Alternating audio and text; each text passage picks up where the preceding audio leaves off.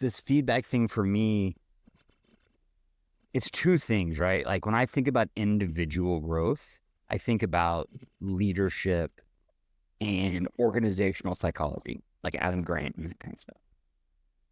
Then when I think about practice design, I think about perception action cycle and creating a feedback loop to train an athlete on how to get better, right? Like in two senses, one is like a feedback of action, right? Perception action, like, hey, we want you to swing, improve your on plane of your swing. We're going to create a feedback loop that gives you feedback on that, whether that's using blast motion sensors, whether that's using KVS, whether that's using ball flight or whatever you exit velocity, whatever you choose to use as a feedback loop. Creating some type of feedback loop to basically say yes, no, yes, no, yes, no, yes, no to an athlete's movement.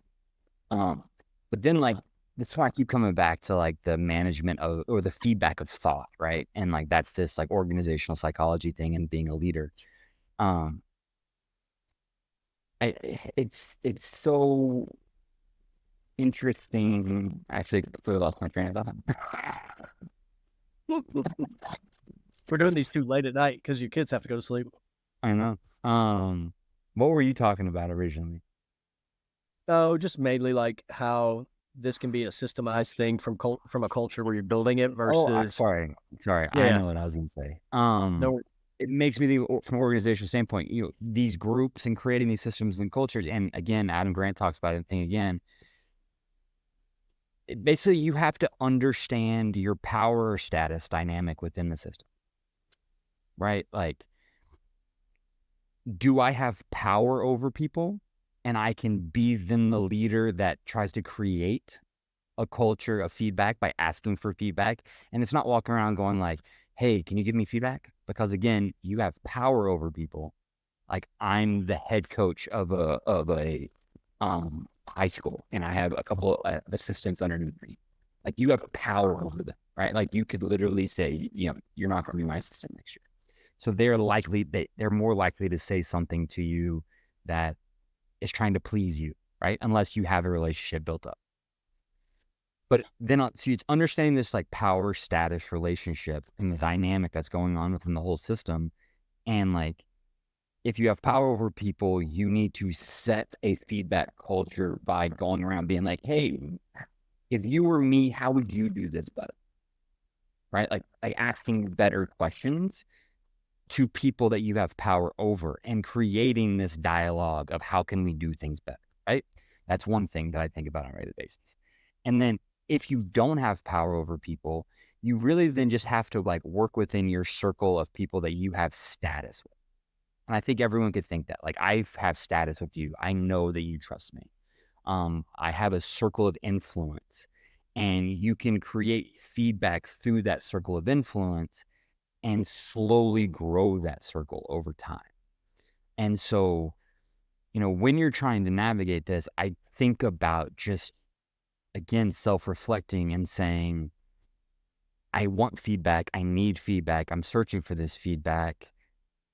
If I ask Billy Bob over here, is this a situation that I have power over him? I need to frame it in a certain way. Or is this a person that I have status with and they have status with me? And then we can go out in a certain way. And I think that understanding this power status dynamic, again, going back to what I said earlier, can help you navigate the noise of like what's real and what's not real. Because obviously if there's status with someone, there's trust and you can play that game. But it's the tricky part is when like you have power over someone or you're doing it where or they have power over you. And then you have to be real with yourself and say, do I have enough status with this person or are we close enough where I can be real with them? Or am I going to say something that I don't know how they're going to react about? So it's that whole world, like that's a very gray world, like anything with thought and emotion and human. Whereas like on the flip side, perception action cycle, like it's just good practice. Like if you don't have a feedback loop and you're not giving like as an objective, yes, you completed that rep or no, you did not complete that rep to the level of task that we're asking you to, you're just missing out on practice. It is that black and white to me on that side. But the other side is the thought that I think about a lot. I think that like a couple things there, like the practice side. I think that's interesting because I do agree with you. Like it's easier than dealing with the power dynamic side. Like setting up a practice and an environment and like giving a guy a good feedback loop in any way that can give them the yes no answer. That's pretty easy and should be fairly universal for coaching. It's not though. I mean, you It's and I've not been at around all. enough. We've been around enough to see enough coaches that's not being utilized. And the thing that I typically try to tell guys when I'm trying to help them with their coaching is like just make it as simple as like go after one thing. And I think that's one of the things that people make the biggest mistake in the cage is go after one thing, decide what it is you want to go after and go after it. And don't let your focus go to something else. Like if we're going after exit velocities, then that's what we're chasing. If we're going after on plane efficiency, that's what we're chasing. If we're RA, whatever it is, ball flight, you want to feel good, you want some good ball flight, whatever. That's all it is. And keep it really simple, and then provide whatever the feedback loop is, like you said, ball flight, whatever constraints you need, whatever environment you need, and stick to it until somebody can get more yeses than nos. And that kind of gets into progression, regression, and we can have full podcasts on this stuff. But I do think that is much easier than what you're talking about because power dynamics, this is a place where I've not been great. I've gotten better. You've helped me a ton, especially in professional baseball, because I always came at things from the standpoint of it's right or it's wrong. And I'm going to say what I think is right. And that's not very good if you don't have power or status. And I've learned that the hard way. Luckily, I was able to continue to learn and progress. And I think I'm a lot better at it now than I used to be. But that is, I think you hit the nail on the head too. With the hardest part is actually getting feedback when you have power.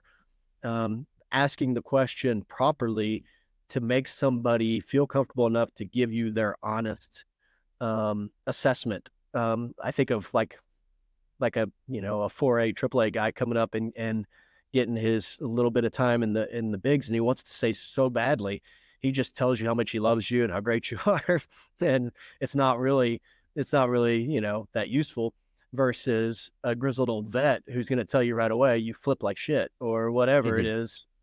Um, so I think there's some real interesting things to be talked about there. Maybe a whole nother podcast into itself is just power Yeah, so dynamics. like